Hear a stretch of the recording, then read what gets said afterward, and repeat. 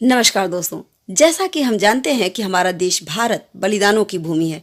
यहाँ बहुत से राजपूत राजाओं ने अपने प्राणों की आहुति दी है आन बान शान को बचाए रखने के लिए, अपने देश की स्वतंत्रता को बनाए रखने के लिए।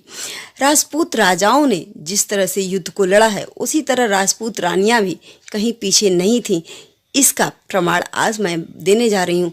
मैं एक ऐसी कहानी बताने जा रही हूँ जो कि हम सभी महिलाओं के लिए आदर्श है कि हमारे देश में किस तरह राजपूत रानियों ने अपने प्राणों की आहुति जरा भी बिना हिचकिचाहट के किस तरह से बलिदान दे दिया है अपना, ताकि हमारे जो पति हैं, हमारे जो भी हमारे देश के पति हैं, पिता हैं, पुत्र हैं, तो वो युद्ध भूमि में विचलित न हो। इसलिए किस तरह से अपना बलिदान दिया है, आइए देखते हैं।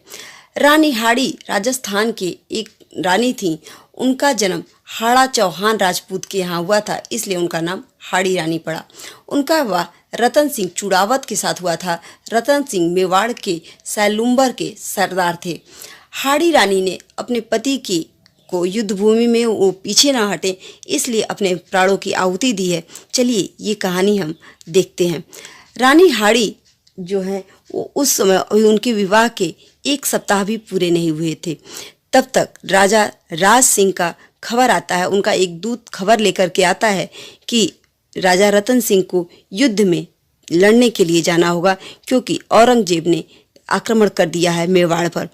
राजा राज सिंह का जो ये पत्र है वो एक दूत लेकर के आता है जब रतन सिंह के पास। उस समय सुबह का वक्त होता है और शादी के 1 सप्ताह भी नहीं बीते होते हैं।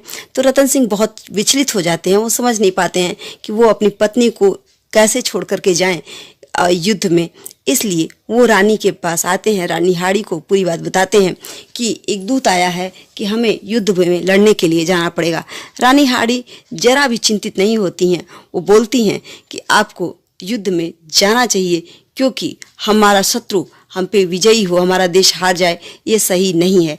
इसलिए वो रानी हाड़ी जो है खुशी खुशी तिलक करती हैं रतन सिंह का और कहती हैं कि आप जाइए और जरा भी युद्ध क्षेत्र में मेरे बारे में सोचने के लिए पीछे मत हटिएगा, मुझे मत सोचिएगा। युद्ध क्षेत्र में आप लड़िएगा ताकि औरंगजेब से आप विजयी होकर के वापस आएं, तभी मुझे खुशी होगी। राजा रतन सिंह जाते हैं युद्ध क्षेत्र में लड़ाई के लिए। और युद्ध क्षेत्र, क्योंकि पहले लड़ाइयाँ कई दिनों तक चलती थी, एक दिन बीतता है, फिर वो दूत भेजते हैं रानी हाड़ी के पास कि जाइए पता करके आइए कि महारानी के सकुशल हैं कि नहीं। फिर दूत जाता है। फिर उसके बाद फिर दूसरे दिन इसी तरह रतन सिंह फिर दूत भेजते हैं।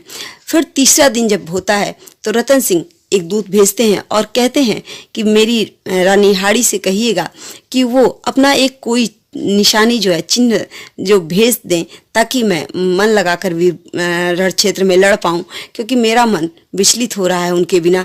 मैं उन्हें बार बार याद कर रहा हूँ, तो इसलिए मैं कोई निशानी चाहता हूँ ताकि मैं युद्ध क्षेत्र में लड़ सकूँ।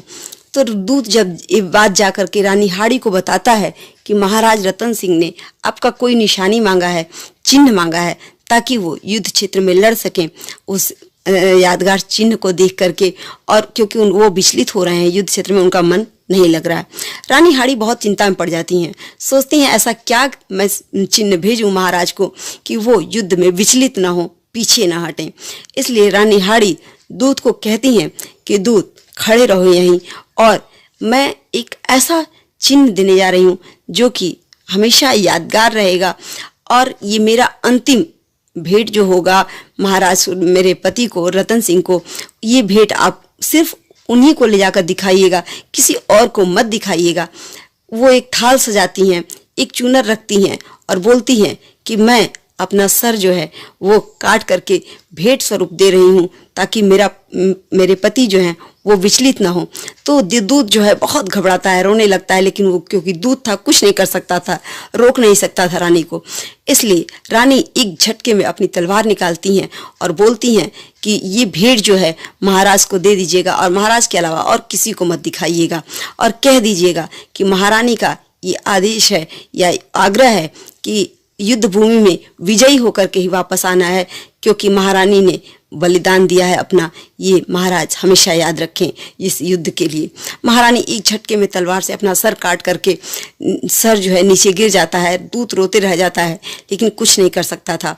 वो उस थाल में महारानी के सर को सजाता है और उस पर चूनर उड़ा करके चल देता है रतन सिंह के पास।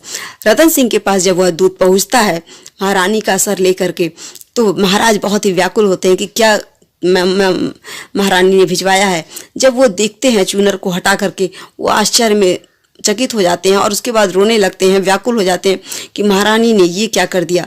दूत ने कहा कि महारानी का ये आग्रह है कि आप युद्ध क्षेत्र में लड़ें और विजयी होकर के वापस आएं, इसलिए महारानी ने बलिदान दिया है, क्योंकि आपका मन जो है युद्ध क्षेत्र में नहीं लग रहा था, महारानी के बारे में आप बार बार सोच रहे थे, इसलिए रानी ने अपना सर कलम करके भेजा है ताकि आप युद्ध क्षेत्र में विजयी होकर के ही वापस जाएं।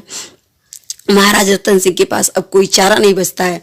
वो युद्ध क्षेत्र में औरंगजेब से लड़ते हैं और कहा जाता है कि तब तक लड़ते हैं जब तक औरंगजेब हार मान के वापस नहीं चला जाता है। इस तरह से एक रानी ने अपने सर को अपने धड़ से सिर्फ इसलिए अलग कर दिया ताकि उसका पति जो है विचलित न हो, युद्ध क्षेत्र में लड़े, इसलिए रानी हाड़ी ने अपने सर का बलिदान दे दिया, अपना बलिदान दे दिया। कुल मिलाकर हमारे देश की रानियां किसी भी क्षेत्र में कम नहीं रही हैं। ये हमें दर्शाता है कि किस तरह हंसते हंसते अपने प्राणों की आहुति जिस तरह राजा दे देते हैं, उसी तरह राजपूत छत्राणियों ने भी अपनी बलि दी है। तो मैं आज रानी हाड़ी को सर नतमस्तक करती हूँ और हम सभी महिलाओं को ये सोचना चाहिए कि किस तरह हमारे देश के लिए छत्राणियों ने अपने प्राणों की आहुति दी है। हम सभी को ये याद रखना चाहिए। जय राजपूताना, जय राजपूताना।